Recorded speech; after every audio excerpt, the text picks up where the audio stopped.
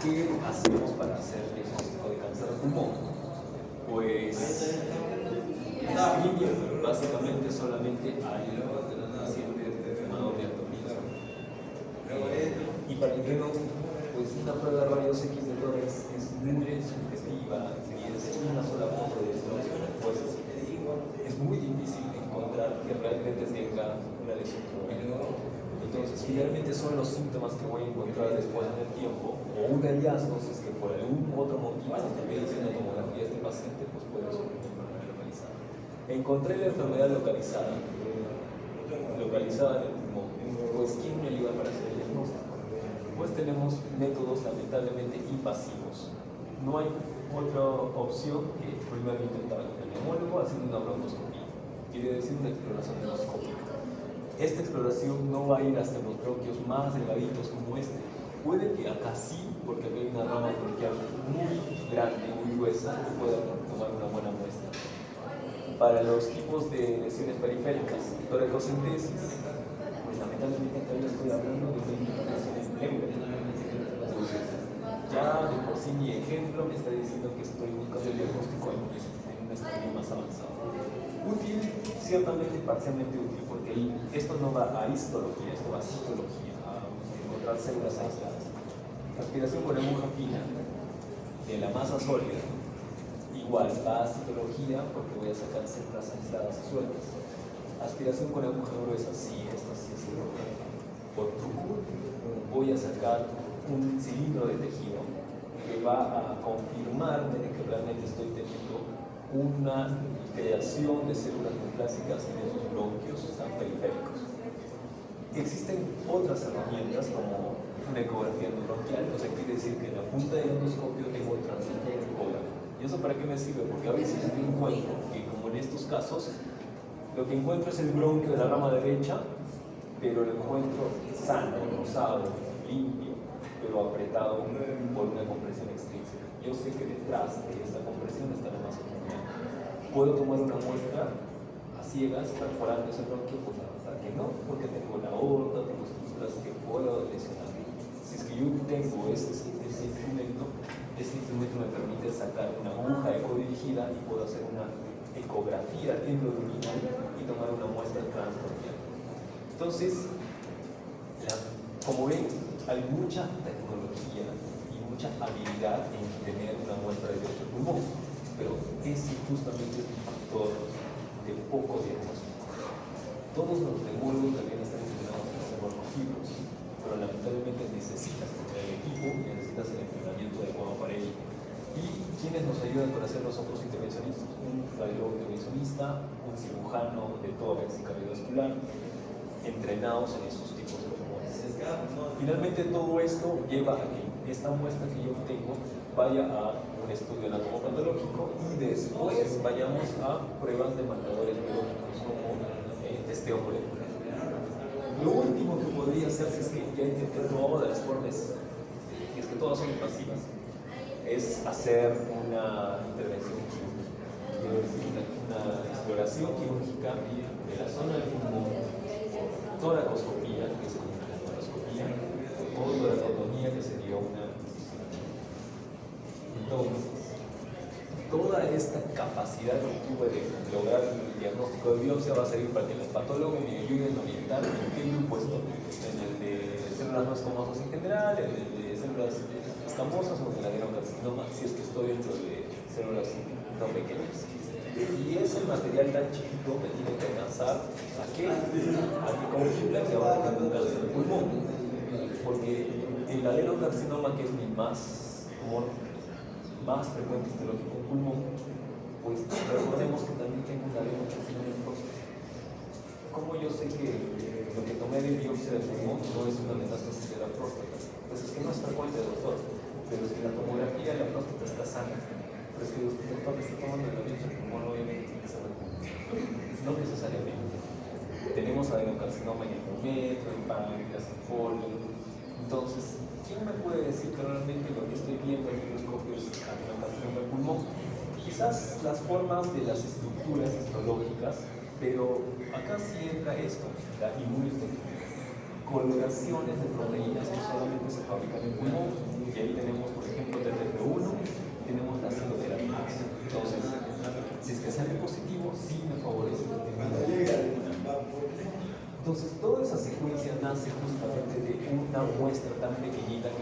albergar en un taco de parafina casi de este tamaño.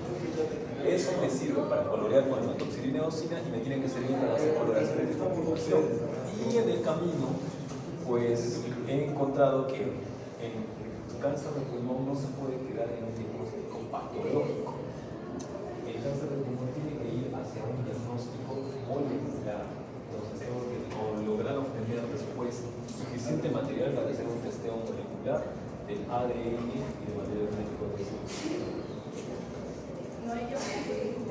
Es muy difícil que si es que todos nosotros somos patólogos y comenzamos a mirar estas imágenes, podemos confirmar que sea un cáncer y qué tipo de grado sea. Entonces, para eso justamente ya actualmente existen bases de datos de tumores o microscopios que pueden compartir información en tiempo real con otras sedes. Donde un patólogo experto de tumores pulmonares puede ayudar al patólogo local para poder hacer un diagnóstico. Incluso la inteligencia artificial ayuda a buscar patrones de similaridad en una gran cantidad de bases de datos de medios. Entonces, métodos diagnósticos para solamente el grupo de alto riesgo, tomografía y dos radiaciones.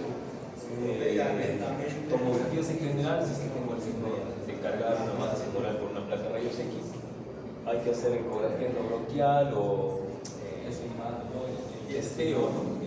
De lograr confirmar dónde más está también escondida esta cuestión. Es una resonancia como que para partes blancas ayuda mucho, pero no tanto. Y el PET scan. El PET scan es un estudio funcional entre estructural y metabólico.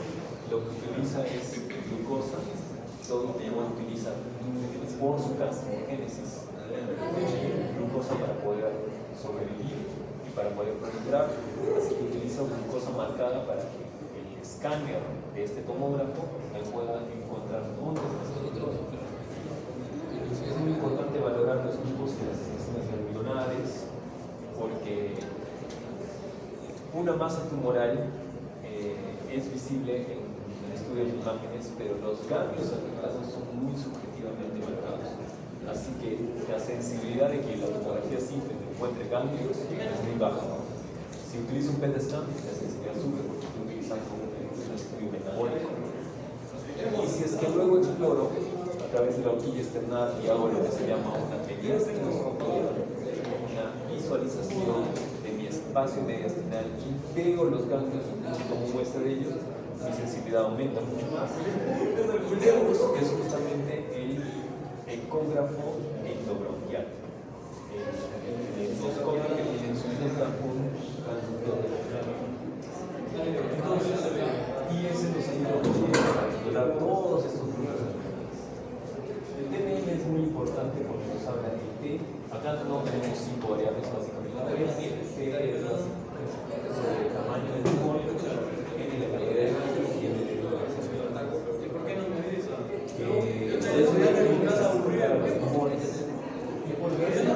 Pues porque la clasificación por TNM de los tumores en grupos me va a permitir qué voy a hacer para tratar a este cáncer y también me valora la escala pronóstica. La sobrevivencia hacia 5 años. Como ya vimos, lamentablemente los estadios 4 tienen una baja sobrevivencia.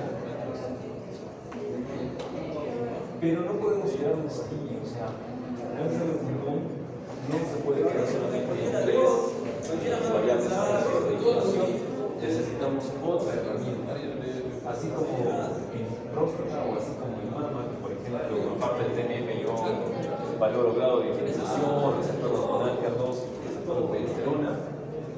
Mis patrones pueden aumentar mucho y eso me hace ser más preciso. Entonces, si se busca que se incluye el cáncer de pulmón, pues hasta hace mucho tiempo el cáncer de pulmón más experimentalmente se llama cáncer de pulmón a secas. Cuando descubrimos el tema de la diferenciación histológica, células pequeñas y no pequeñas. Cuando vimos de que podemos clasificar aquellos que en forma de estructura, si nacen dentro de acinos, si nacen dentro de la superficie, son escamosos o carcinomas. También vimos al material genético y vimos que justamente muchos de los adenocarcinomas escamosos albergan material genético ocultado y alterado. Entonces descubrimos que tenemos mutaciones el abanico de grupos se amplía mucho y cada uno de estos puede tener un comportamiento diferente. Después tenemos las explicaciones que se CDL1, receptores de punto de control inmune, que hacen de que la interacción y fusión de célula tumoral pues se activa o se mantiene. Si es que tengo mucho receptor de activación, pues espero que si tengo poquito, ese cáncer se mantiene. Y hay muchos tumores que no encuentro cuál es su significado, pero solo sé que si es que tienes mucha cantidad de mutaciones por megabase, más de 10, lamentablemente tienes un peor pronóstico. Entonces, estamos haciendo que aquello que antes era el cáncer de pulmón a secas, tengo muchas opciones de expansión. Y dentro de los adenocarcinomas vimos de que existen mutaciones muy amplias y grandes, como el KRAS. Todavía no tengo gran duda para esta EGFR es muy necesitado a nivel mundial. ALK y otros más. Y para cada uno de esos tengo opciones terapéuticas tal cual como si tuviese antibióticos para entonces, esto me es muy útil porque estoy haciendo opciones de tratamiento de y los cuales están dentro de las 10. Yo tengo un listado de muchos de ellos que pueden ver. ¿Y por qué es importante llegar a ese punto de testeo molecular? Pues porque a veces hay unas regiones como la nuestra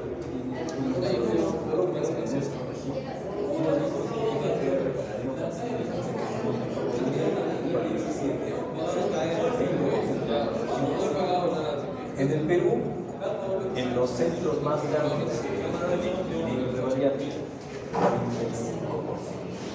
O sea, quiere decir que un paciente con cáncer de pulmón se le da por de cáncer con EGFR en Europa, pues que sí, las puedes encontrar básicamente pero que sí, pues en Perú puede encontrar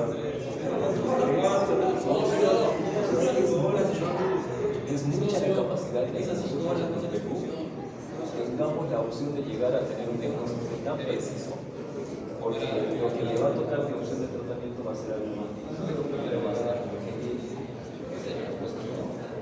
entonces, esto se llama medicina de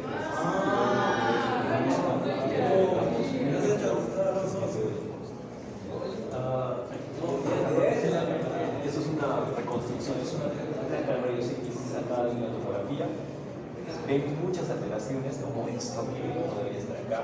Eso es una hernia traumática, un corazón grande, un mediastino ancho. ¿Y dónde está el pulmón? Porque esta es la casa. ¿Dónde está el pulmón? Pues no se ve lo que me parece.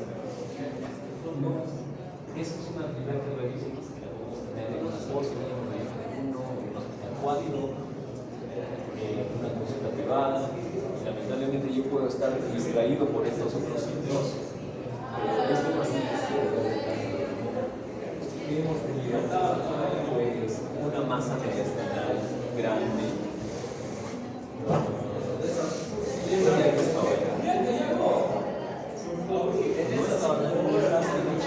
Más o menos no sé.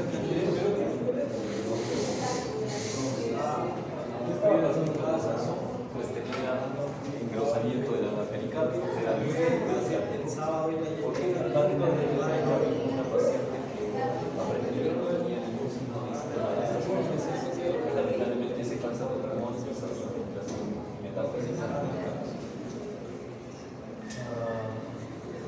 Un sitio frecuente de los cánceres de pulmón solamente hacen metástasis en ese sitio es glándula suprarrenal. Metástasis en glándula suprarrenal. Y esta de aquí, la otra glándula, es delgadita, pero esta tiene una montaña. Todo lo que hemos visto es básicamente un estudio de imagen de tomografía simultánea. Esta es la imagen de la pulmonar. Ya vemos la imagen un poco más delgada, formada, y esta es la imagen con contraste. Entonces, efectivamente, tenemos un tumor aquí que está haciendo compromiso, que está haciendo gasolinaje y estaba haciendo un derrame pericárdico que finalmente ha tenido que salir ese derrame pericárdico para poder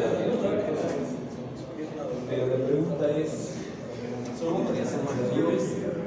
O sea, a esta zona tan alta, por broncoscopía, pues no está pasando.